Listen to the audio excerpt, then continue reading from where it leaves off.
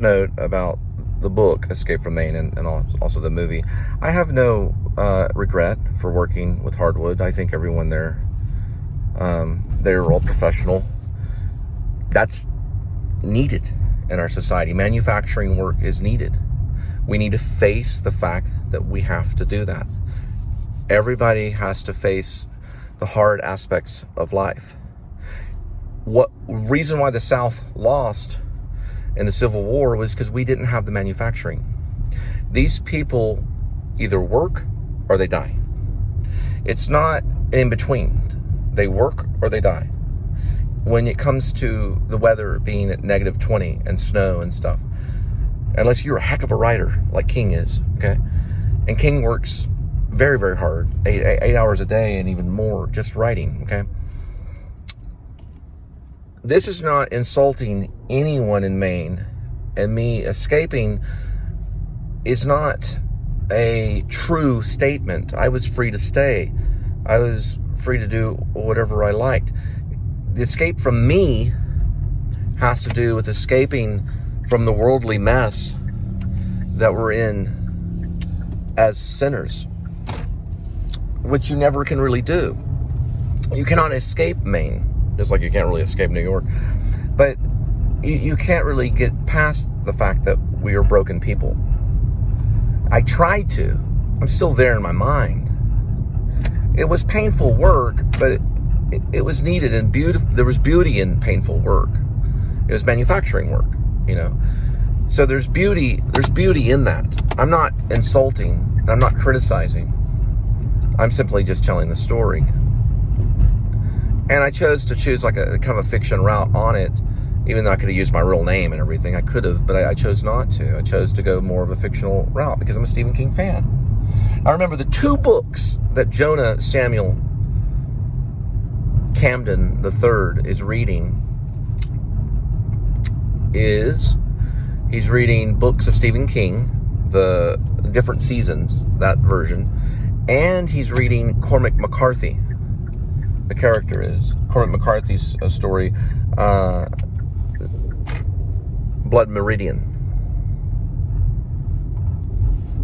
That's the partial name of it, but the evening sun or whatever, Blood Meridian, and other plays and stuff like that were needed. One play that he read was Ghost of a Chance, which was a Californian play, and a few other things. So he read those 2 books over and over, and then also he read a bunch of samples, you know, from different books, because he had his HT merge. It actually is called a HTC merge. That was the phone that he used when he was there, an HTC merge. So the iPhone comes much later. And so he was reading those books and stuff like that, and also reading just various books and stuff, and doing the best that he could as a writer, reading as much as he could, writing as much as it. Now there's a side story that I did write too that I really like, and that was called Gone Fishing, also known as The Mohan Flower. That one I'm very partial to. That was a purely fictional story that I wrote at Dover Foxcroft. It was inspired by a mill worker, and that one's also on my fiction press. So read it. Whoever chooses to take this on, it's a really good movie. It's a good story. It's a good book. It was written to be a movie. It's a really good movie. I'm telling you. It's a great movie about family, divorce, the North and the South. I talk about the North and the South in it. You know, Gone with the Wind I never seen. There's a rumor Margaret Mitchell's my great-great-grandma, but I don't know for sure. But my great-grandma was Margaret Mitchell. That was her name, Nanny Wah-Wah. She went by Margaret Mitchell. But I don't mention that in the book, but it's about the North and the South. I mentioned the Civil War in it a few times. He goes to Portland, Maine, to see these statues of Yankee soldiers and stuff. And this is a guy coming from the South. And he has these dreams and everything about the Civil War. It's got that aspect, but it's modern day. Now, is the Civil War still happening? I think so. Not in an active war form. January 6th showed its ugly face. Just recently, January 6th, it showed its ugly face. what did the South want if we talk about slavery? We talk about slavery. We talk about slavery. We talk about slavery. But we are known to be slaves of Christ. So you're either going to be one thing. You're going to be a slave of Christ, or you're going to be a pastor of Christ. And it's easy to say slave or say servant. It's easy to say that because it says it in the Bible. Ultimately, I think in the South, that's the reason why it's gotten scrutiny, is because that's dangerous for the Antichrist, for the one that hates. It's dangerous. Because the one that hates doesn't want that to be the case. They call the Southerner the racist, and a lot of times they're actually lovers of God. But it's not. I'm not saying that racism doesn't exist, but it's in the North just as much as it would be in the South. So they're saying, well, Southerners don't know, or they don't know what they're talking about. We don't want slavery for really anyone, but we want to be recognized that we're slaves of Jesus Christ, because it says so in the Bible. We are servants of Jesus Christ. You're either a servant of Jesus Christ or you're a servant of the devil. You have everything you want, then you better check your radar on the things that you. So the South wanted that. They were very devout Christians, but got treaded upon by the manufacturing of the North, by this evil force, which will never happen again, because there's too much of the South in the North.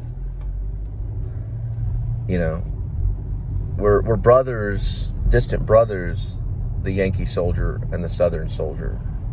And this is a story about that.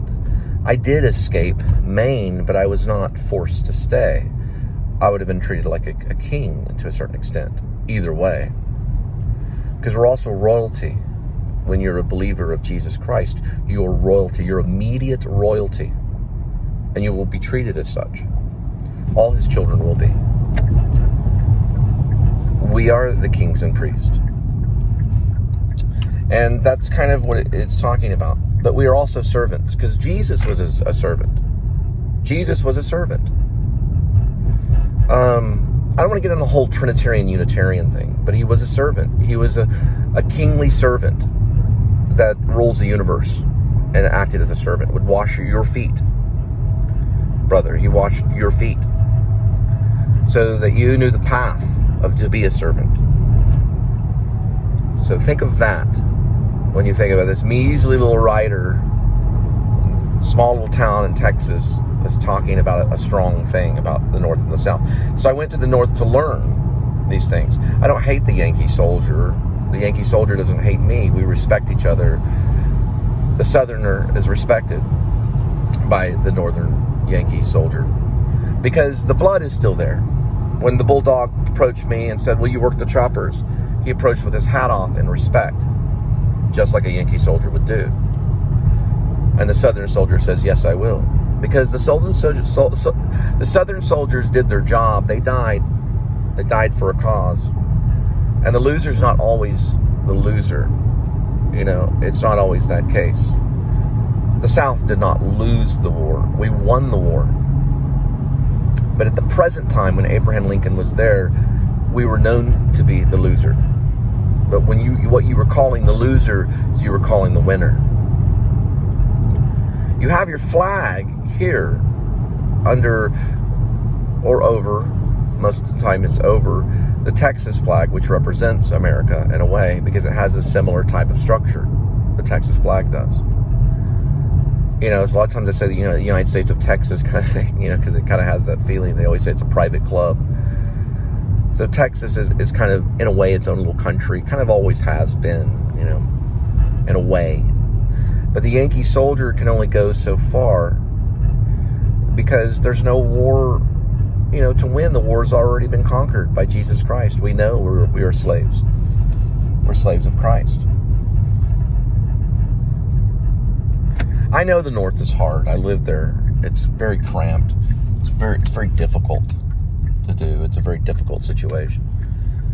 And look, hey man, if we all sign on to Escape from Maine, you know, representing the North and the South, and there are a lot of small characters, probably at least 50 characters or more or something. They're not all major characters, but there's a lot of characters. It's not going to be easy. It's what I would tell people, you know, on set, passing an ambulance or anything.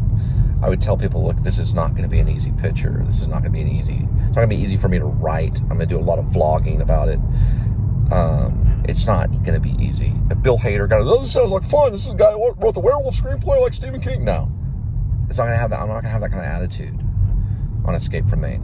We're going into like a possible drama about family, and I want it to be taken serious. So my hat's off to all the comedic actors, because I know they're always the best, and I would love to have them, but you know, it'd have to be taken serious. And I don't want a feud between the North and the South. I'm sure when Gone with the Wind was made, I'm sure they had the talk, you know, about the Southerner and the Northern, and the Yankee soldier and the Southern soldier, the rebels, and I know that there's a lot of that going on. But remember, you know, there's no waving of the Dixie flag in this movie, okay? There's mentioning in one segment of the book, there's mentioning of the North and the South and the Civil War, because it's still part of history. It's not erased.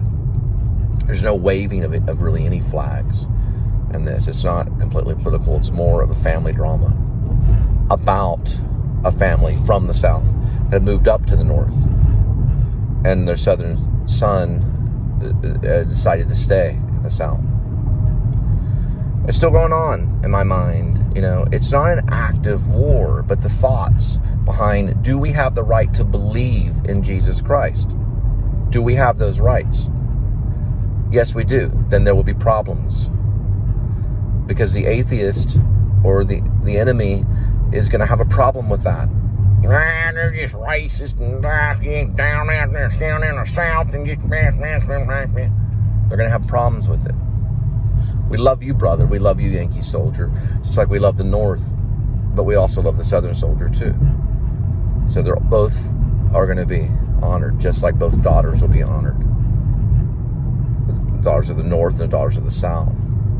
It has that kind of feeling. Okay? All right. 10-4.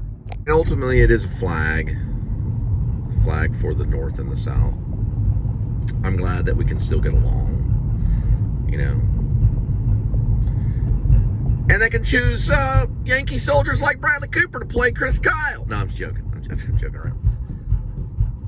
I don't know Bradley Cooper's heritage. I don't know if he was. I kind of see him as Cowper, like the poet. I'm sure he's written a few. You know, his English major from Georgetown. What in the world is this word right here? It's supposed to be W-H-E-R-E, not W-E-R-E. Oh, okay, word. No, that's never mind. I'm just cracking up. But what I'm saying is, you know, why choose a Southerner to play Chris Kyle? You know, the greatest sniper of all time, also from the South, being from Texas. You might as well. No, I thought it was pretty good. I thought it was good. It was a good performance. Not too bad. I think it was nominated. I want to say it was nominated of the 9 nominations. The Chris Kyle one was, but Chris Kyle's not mentioned. Cooper is though. Silver Linings is mentioned in it. Silver Linings Playbook is. So, like I said, I'm a fan of Cooper. You know, it's fine. But the North and South, there's a lot of weird things that go on. There's a lot of things that went on in Hardwood. You know, talking about Stephen King and talking about the Bible and talking really loud, and there's a lot of things that went on, you know, that in the book. They're probably small little things. So I guess for me, adapting it would make sense, but it's not an easy book. So, you know, but I did that one post earlier on the vlog, so we're gonna go with that for the structure of it right now. Right. Albertson's find another job. Right. She saw me hiding behind the black truck. She's like, "You're acting like your child." So this job might be on the one. Okay. Fablemans is out on Redbox. I'm not going to have time to watch it because I'm a vlogger.